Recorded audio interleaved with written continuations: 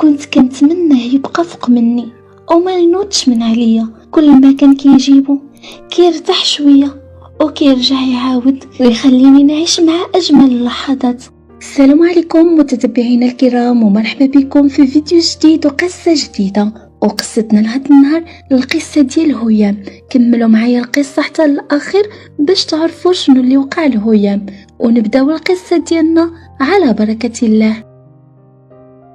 اسمي هيام وفي عمري 26 سنه، واليوم جيت نعاود لكم قصتي وحكايتي. انا قصتي بدات ملي ماتوا والديا وانا كنت باقا صغيره، وخويا كان كبر شويه. المهم ملي ماتوا والديا بقيت عايشه انا وخويا، وخويا هو اللي كان كيصرف عليا وكيخلص الكرا ديال الدار.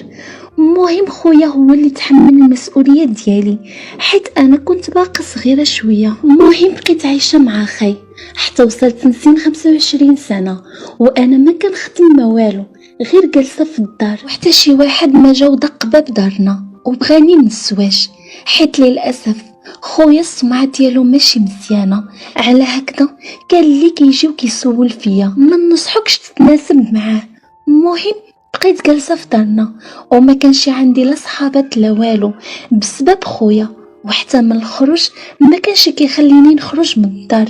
المهم بقيت عايشه مع خويا وصابره على الله، وعسى شي نهار يجي شي ولد الناس ونتزوج به ونتهنى من العيشه اللي عايشاها مع خويا. ولكن للاسف خويا باع وشرا فيا كيف ما بغى هو. المهم واحد النهار كنت جالسه في الدار حتى دخل خاي وجاب معاه بزاف ديال الحوايج. اش منك يا حوايج، واش منك يا خضره ولحم ودجاج، واش منك يا فواكه وحلويات وشوكولات والكادوات لي انا، اش منك يا مكياج وروايح وحوايج. استغربت وقلت له ما جبتي هاد الخير كامل اخويا؟ وهو يقول لي اجي اختي حبيبه ديالي، تينا وجه الخير عليا وتينا هي السبب باش جانا هاد الخير كامل. قلت له انا كيفاش؟ ما فهمت والو. قال لي شوف انا غادي نقول لك شي حاجه وبغيتك تفكر فيها مزيان قبل ما ترد عليا. قلت له الله يسمعنا خبر خير اخويا.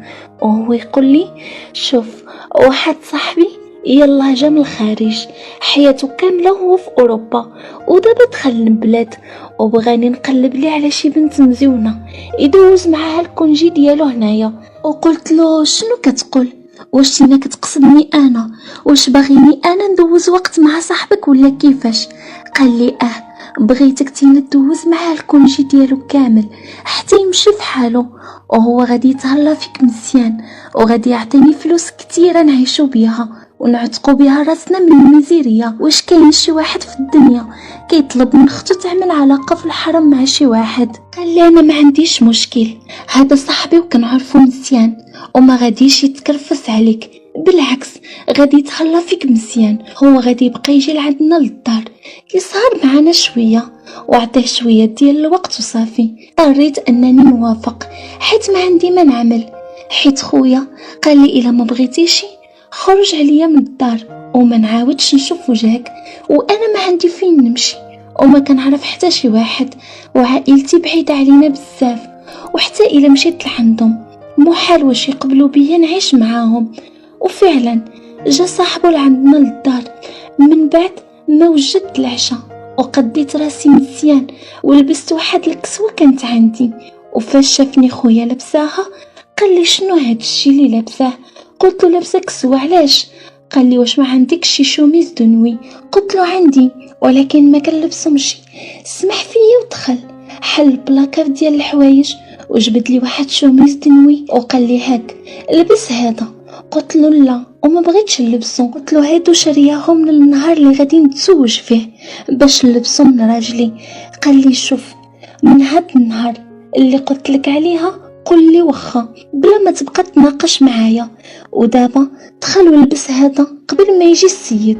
وفعلا دخلت ولبسته، ولكن داك اللباس اللي كنت لابسه بحال ما لابسه والو. المهم خرجت وجلست مع داك السيد، وخاي خرج وخلاني غير بوحدنا في الدار. المهم جلسنا وبقينا كنهضروا، والسيد حسيت بيه باغي ياكلني وكيحط يدو في البلاصه المعلومه، وكنغمض عينيا وكان عايش في عالم اخر من داكشي اللي كان كيعمل فيا، وانا ما قدرتش نمنعه. على قبل الفلوس اللي عطان خويا، وشويه قال لي بغيت ندخلوا لبيت النعاس باش ناخدو راحتنا اكتر من هيدا.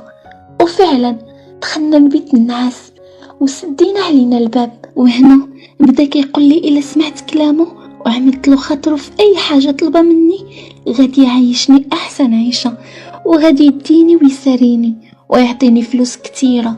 وبصراحه انا فرحت بزاف من كلامه معايا وطمعت فيه وعملت معاه اي حاجه بغاها مني وخليته يعمل فيا ما بغى، لدرجه كنت كنتمنى يبقى فوق مني وما ينوضش من عليا.